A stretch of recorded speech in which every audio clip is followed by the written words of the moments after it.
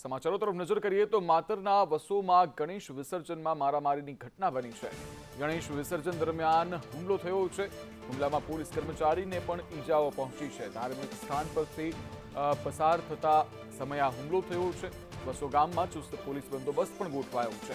ખેડા જિલ્લાના માતર તાલુકાના વસો ગામમાં ગણેશ વિસર્જન યાત્રામાં મારામારીની ઘટના સામે આવી છે, જ્યાં વસો ગામમાં મસ્જિદ પાસેથી પસાર થઈ રહેલ ગણેશજીની વિસર્જન યાત્રા પર વિધર્મીઓના ટોળા દ્વારા હુમલો કરાયો। વધુ માહિતી સાથે સંવાદદાતા કરુણેશ જોડાઈ ચૂક્યા છે। કરુણેશ, હાલ કેવો માહોલ જોવા મળી રહ્યો છે?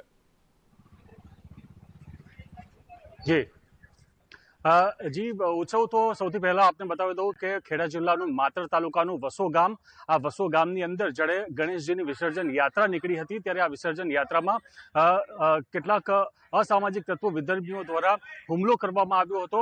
અત્યારે તો પહેલા હાલની પરિસ્થિતિ બતાવી દઉં કે હાલની આ જે પરિસ્થિતિ છે એ પરિસ્થિતિમાં ગામમાં ચુસ્ત પોલીસ બંદોબસ્ત ખડકી દેવામાં આવ્યો છે।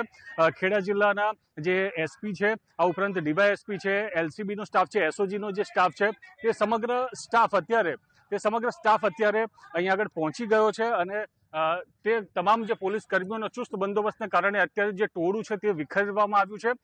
સમગ્ર ઘટનાની વાત કરીએ તો આ ઘટનામાં જ્યારે વિસર્જન યાત્રા જ્યારે નીકળી રહી હતી ત્યારે ટોળા દ્વારા પાઇપ, લાકડી, દંડા, ધારિયા આ તમામ જે પ્રકારના જે ઘાતક હથિયારો છે તે હથિયારોના માધ્યમથી ટોળા દ્વારા ગણેશજીની આ જે વિસર્જન યાત્રા છે તેની ઉપર હુમલો કરવામાં આવ્યો।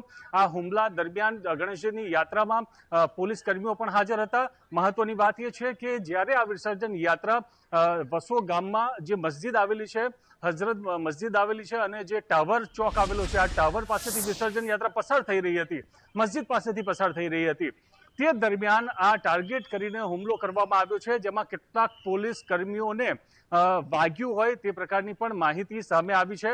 પોલીસ કર્મીને વાગતા અત્યારે તેમને સારવાર હેઠળ દાખલ કરવામાં આવ્યા છે।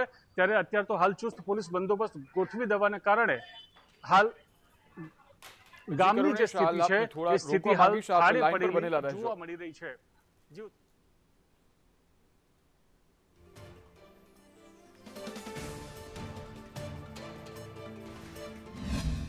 આજ રોજ ગણપતિ વિસર્જનનો કાર્યક્રમ હતો, અમારો શોભાયાત્રા રાખી હતી। જ્યારે અમે વિસર્જનની શરૂઆત કરી ત્યારથી લઈને છેક સુધી અમારા જે ડીજેનો અવાજ હતો એ એક જ સિમિલર અવાજમાં ચાલતો હતો। એ લોકોએ આજ સવાર પોલીસ સ્ટેશન દ્વારા જાણ કરવામાં આવી હતી કે લીલી નેટ ના મારે। અમને ઇન્ટેન્શનલી આ વસ્તુ કરી અને વિધિન 5 મિનિટ્સમાં એ લોકો પાસે હથિયાર આવી ગયા છે। અને હથિયાર એટલે કાયદેસર પાઇપો, દંડા, પાવડાના દસ્તા, પ્લાસ્ટિકની પાઇપો અને 2-3 જણે તો દુકાન પરથી તોડેલી પાઇપો છૂટી નાખેલી છે। એમાં એક પોલીસ કર્મીને પણ વાગેલું છે અને અમારા એક મિત્રને પણ વાગેલું છે। કાલે એમનું જુલુસ હતું, અમારો એક પણ છોકરો આખા ગામમાં દેખાયો નહીં, એમના જુલુસમાં એક પણ છોકરો અમારો નહોતો। આજે એમના ટોળાને આવવાની જરૂર શું હતી, મારું કહેવાનું એમ થાય। કરુણેશ, હાલ જે આ બનાવ બન્યો છે, જે પરિસ્થિતિ સર્જાઈ છે, ત્યારે કેટલા લોકો અંદાજિત ઘાયલ થયા છે અને પોલીસ હાલ શું કાર્યવાહી કરી રહી છે?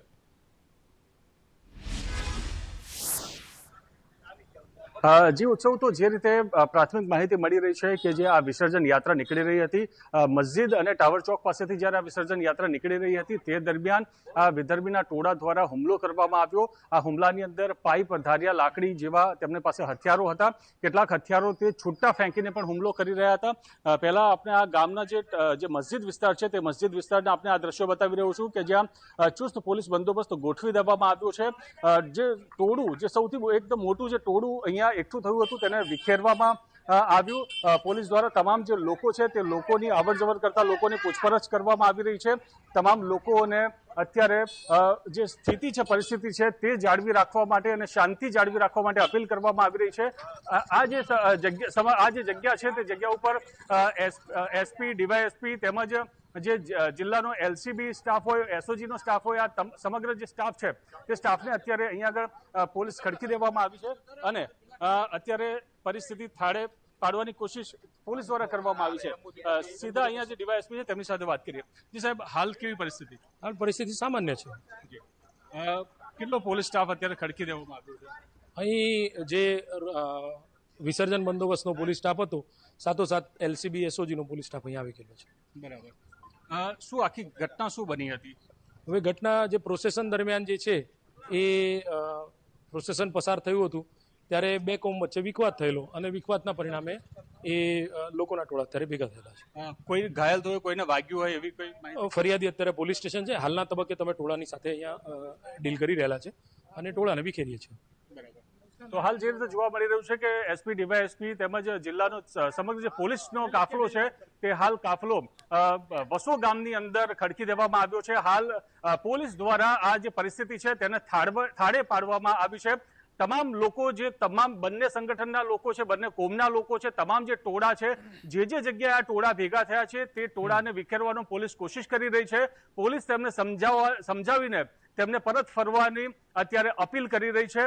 અત્યારે હવે આગામી સમયમાં કેવા પ્રકારની આગળ કાર્યવાહી થાય છે તે જોવાનું રહેશે. ઉત્સવ. જી કરુણેશ, સમગ્ર માહિતી બદલ આભાર.